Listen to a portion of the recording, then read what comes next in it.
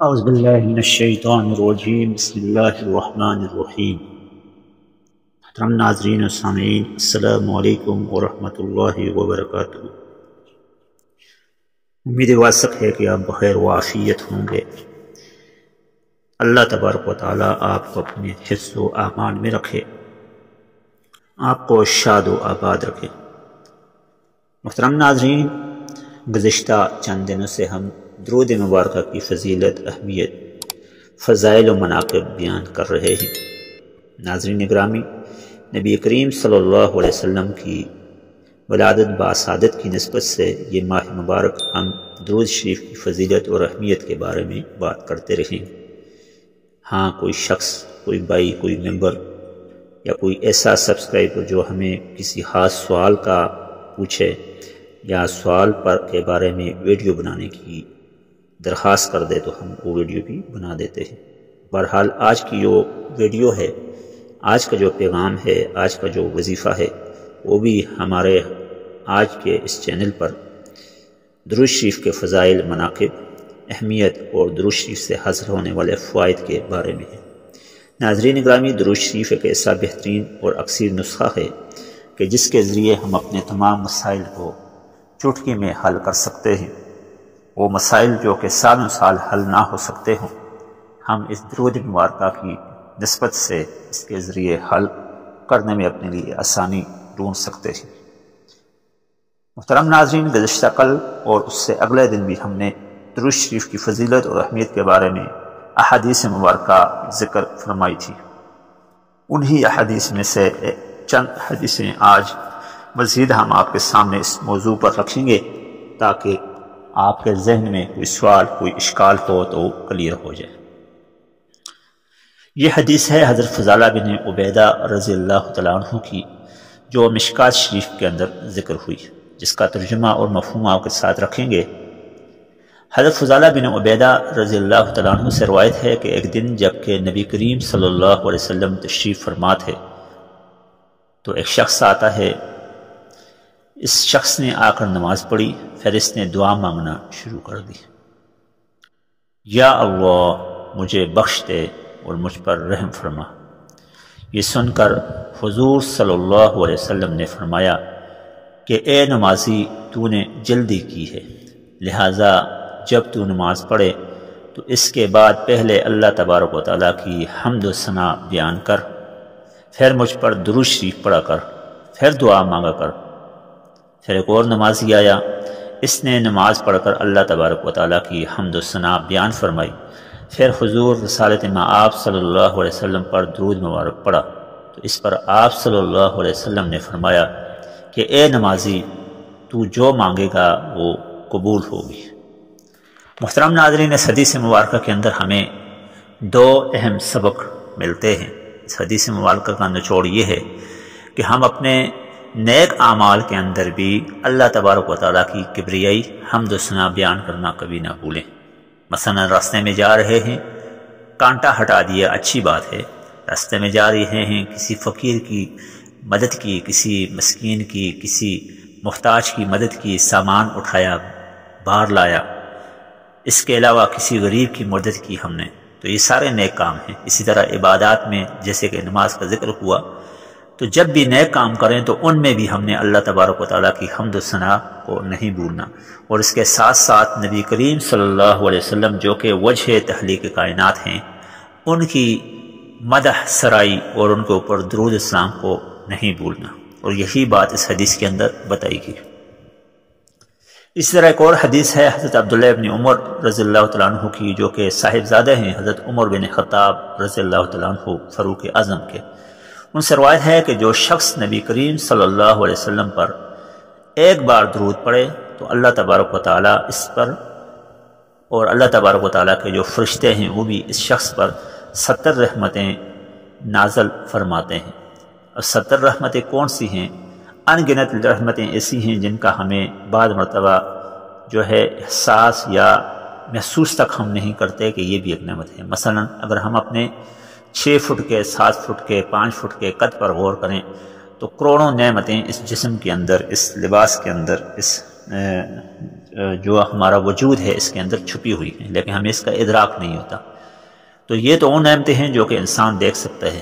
اب اللہ تبارک و تعالیٰ جو 70 نعمتیں ہمیں عطا فرمائیں گے وہ گویا کہ ہمارے پاس موجود ہی نہیں ہے، تو ان کا وجود ہمارے پاس آ جائے گا، تو کتنی بڑی فضیلت ہے درود مبارکہ کی۔ حدیث انس بڑی مشہور ہے جو کہ حضرت انس بن مالک رضی اللہ تعالیٰ عنہ سے روایت ہے۔ وہ فرماتے ہیں کہ نبی کریم صلی اللہ علیہ وسلم نے فرمایا کہ جس نے دن بھر میں مجھ پر 1000 بار درود پاک پڑھا تو وہ اس وقت تک نہیں مرے گا جس وقت تک وہ اپنی آرام گاہ کو یا وہ اپنی جنت کو خود دیکھ نہ لے۔ یہ بڑی مشہور حدیث ہے۔ اب اس میں راوی کہتے ہیں، مفسرین لکھتے ہیں، محدثین لکھتے ہیں کہ وہ جنت کو کیسے دیکھ لے گا، دنیا میں وہ جنت اس نے کیسے دیکھ لی۔ تو ناظرین گرامی، اگر کوئی شخص اپنی راحت والی زندگی گزار رہا ہے، دنیا کی ساری نعمتیں، اولاد، مال، جان، نوکری، عزت، ابرو، سب کچھ اس کے پاس ہے، تو یہ گویا کہ یہ دنیا بھی اس کے لیے جنت ہے۔ اور ایک جنت وہ ہے جو کہ اللہ تبارک و تعالیٰ اس کو مرنے کے بعد عطا فرمائے گا۔ تو دنیا میں وہ جنت کیسے دیکھ لے گا کہ وہ نیک کام کرتا رہے گا، لہذا اس کی زندگی پرسکون ہوگی، اور اس کو اپنے خوابوں میں، اس کو اپنے اعمال میں، اس کو اپنے سوتے جاگتے اللہ تبارک و تعالیٰ کا عکس وجود، اس کے نبی کا عکس وجود نظر آئے گا، جو کہ نبی کریم صلی اللہ علیہ وسلم نے خود بھی فرمایا کہ مجھے یا میری صورت میں شیطان نہیں آ سکتا۔ تو جس شخص کو خواب میں نبی کریم صلی اللہ علیہ وسلم کا دیدار ہو جائے تو وہ کنفرم بات ہے کہ وہ شیطان نہیں ہو سکتا، بلکہ خود نبی کریم صلی اللہ علیہ وسلم کی ذات مبارکہ ہوگی۔ تو یہ بھی ایک جنت ہے، نعمت ہے۔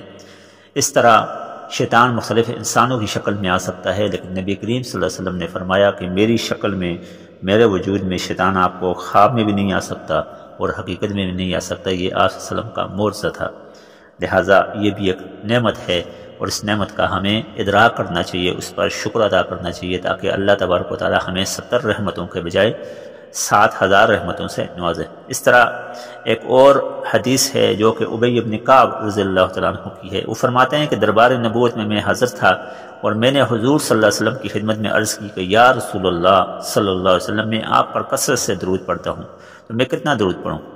آپ صلی اللہ علیہ وسلم نے فرمایا جتنا آپ چاہیں پڑھ لیا کریں۔ میں نے عرض کیا اپنی فرصت کا چوتھا حصہ پڑھ لیا کروں؟ تو فرمایا کہ جتنا چاہے پڑھ لیا کرے۔ اس کے بعد میں نے پوچھا کہ اس سے زیادہ میں پڑھوں تو بہتر ہے؟ تو آپ صلی اللہ علیہ وسلم نے عرض کیا اگر زیادہ ہو جائے تو اور بہتر ہے، یہاں تک کہ تم اپنی دعا کا یا اپنے ذکر کا آدھا حصہ درود کو لگا دو۔ پھر فرمایا کہ اگر میں 3/3 کروں، یعنی کہ 1 حصہ دعا اور 3 حصہ درود پڑھوں، تو آپ صلی اللہ علیہ وسلم نے فرمایا کہ تیرے لیے اس سے بھی زیادہ بہتر ہے۔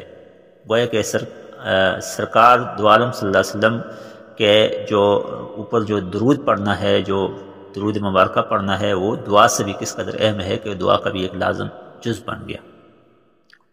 اس کے بعد فرمایا اگر تو اس سے بھی زیادہ پڑھے، اگر 2/3 3/3 یہاں تک کہ پوری دعا جو ہے تو اس کو درود کے اوپر ہی صرف کر دے، یعنی کہ ہاتھ اٹھائے اور درود مبارکہ ہی پڑھنا شروع کر دی۔ تو سرکار دو عالم صلی اللہ علیہ وسلم نے فرمایا اگر تو ایسا کرے تو تیرے سارے کام جو ہے وہ بن جائیں گے، سنور جائیں گے، اور تمہارے سب کے سب گناہ معاف ہو جائیں گے۔ یہ ترمذی شریف کے اندر بڑی مشہور حدیث ہے، یہ ذکر ہے۔ تو نبی کریم صلی اللہ علیہ وسلم کے اوپر درود مبارکہ بھیجنا گویا کہ ایک دعا ہے، تو جتنی زیادہ درود مبارکہ بھیجیں وہ اتنا زیادہ ہمیں ثواب اور اس کا اجر ملے گا۔ حضرت ابو طلحہ رضی اللہ عنہ سے ایک مشہور حدیث روایت کرتے ہیں کہ ایک دن نبی کریم صلی اللہ علیہ وسلم کے پاس اس انداز میں ہم تشریف لائے کہ آپ کا چہرہ بہت حشاش بشاش تھا، آپ صلی اللہ علیہ وسلم کا چہرہ مبارک بہت چمک رہا تھا۔ تو حضرت ابو طلحہ رضی اللہ عنہ کا کہنا ہے کہ میں نے آپ صلی اللہ علیہ وسلم سے اس کا سبب دریافت کیا، تو آپ صلی اللہ علیہ وسلم نے فرمایا کہ میں کیوں نہ خوش ہوں کہ ابھی ابھی میرے پاس جبرائیل علیہ السلام آئے اور انہوں نے عرض کیا کہ اللہ نے فرمایا ہے کہ اے محبوب، کیا آپ اس بات پر راضی ہیں کہ آپ کو کوئی امتی آپ پر ایک بار درود پاک پڑھے تو میں اور میرے فرشتے اس پر 10 رحمتیں بھیجیں اور اس کے 10 گناہ مٹا دیں اور اس کے لیے 10 نیکیاں لکھ دیں۔ یہ قول البدی کتاب ہے، اس کے اندر یہ جو ہے حدیث مبارکہ لکھی ہوئی ہے۔ تو حضرت ابو طلحہ سے جو روایت ہے در حقیقت آپ صلی اللہ علیہ وسلم کے جو امتی درود مبارکہ پڑھتے ہیں، تو یہ 2 حوالے سے ہمیں اسباق اس حدیث کے اندر ملتے ہیں۔ ایک تو یہ کہ ہم نبی کریم صلی اللہ علیہ وسلم پر ہم نے درود بھیجی تو اللہ تبارک و تعالیٰ نے جبرائیل امین کو بتایا کہ جا کر میرے نبی کو یہ پیغام دے دو کہ تمہارے اپنا امتی نے درود بھیجی۔ تو نبی کریم صلی اللہ علیہ وسلم اس وجہ سے بھی خوش ہوئے، ان کو راحت ہوئی، لہٰذا ان کا چہرہ مبارک، چہرہ انور پھول کی طرح کھلنے لگا۔ پھول کی مثال تو بہت کم ہے، مسکرانے لگا، حشاش بشاش نظر آنے لگے۔ اور دوسری فضیلت اس حدیث کے اندر یہ ہے کہ جب آپ صلی اللہ علیہ وسلم کے اوپر درود بھیجی ہم نے تو آپ صلی اللہ علیہ وسلم خوش ہو گئے، اللہ کے حبیب خوش ہو گئے، لہذا اس کے بدلے میں اللہ تبارک و تعالیٰ نے اور اس کے فرشتوں نے درود پڑھنے والے کے اوپر بھی رحمت فرما دی۔ کتنی بڑی فضیلت ہے کہ درود پڑھنے والے کے اوپر رحمتیں آ گئیں، اس کے اوپر جو ہے گناہ اس کے معاف ہو گئے، 10 رحمتیں آ گئیں، 10 اس کے گناہ معاف ہو گئے اور 10 نیکیاں اس کے کھاتے میں لکھ دی گئی۔ نیکی وہ ایک کر رہا ہے، حدیث مبارکہ درود مبارکہ پڑھ رہا ہے، لیکن اس کو فائدہ جو ہے وہ کئی گنا زیادہ ہو رہا ہے۔ ناظرین گرامی، یہ وہ فضیلت ہے جو کہ دوسری کسی بھی عمل کے اندر نہیں ہے۔ تو بہت سی روایات کے اندر آیا بھی کہ 2 اعمال ایسے ہیں جو کہ آپ کرتے ہیں تو کرتے ساتھ ہی قبول ہو جاتے ہیں۔ ان اعمال میں سے ایک عمل آپ کا استغفار ہے اور دوسرا عمل آپ کا درود مبارکہ ہے۔ یہ دونوں عمل جیسے ہی آپ شروع کرتے ہیں تو فوراً قبول ہوتے ہیں اور قبول ہونے کے ساتھ ساتھ آپ کو اس کا اجر ملنا بھی شروع ہو جاتا ہے۔ ناظرین گرامی، درود مبارکہ کے اخروی اسباب یا اخروی فوائد تو ہم نے سن لیے، دنیاوی فوائد اس کے یہ ہیں، اس سے ہماری رزق میں برکت ہوگی، ہماری عمر میں برکت ہوگی، اور جس چیز سے ہم محبت کرتے ہیں وہ چیز ہمیں نبی سے محبت کی صورت میں ہمیں مل جائے گی۔ مثلا ہمیں کسی جگہ رشتہ پسند ہے، اس محبت کو پانے کے لیے بھی ہم درود مبارکہ کا وظیفہ شروع کر سکتے ہیں۔ اسی طرح کوئی نوکری ہمیں عزیز ہے، پسند ہے، ہم چاہتے ہیں کہ نوکری ملے، اس نوکری کو پانے کے لیے بھی ہم جو ہے درود مبارکہ کا وظیفہ شروع کر سکتے ہیں۔ تو یہ در حقیقت وظائف ہی ہیں جو کہ حدیث مبارکہ کے اندر ذکر ہوئے ہیں۔ اللہ تبارک و تعالی ہم سب کو اپنے حفظ و امان میں رکھے، ہمیں محرمات حرام چیزوں سے بچ کر حلال چیزوں کے اوپر چلنے اور نبی کریم صلی اللہ علیہ وسلم کی سے حقیقی عشق و محبت کرنے کی توفیق عطا فرمائے۔ وما توفیقی الا باللہ۔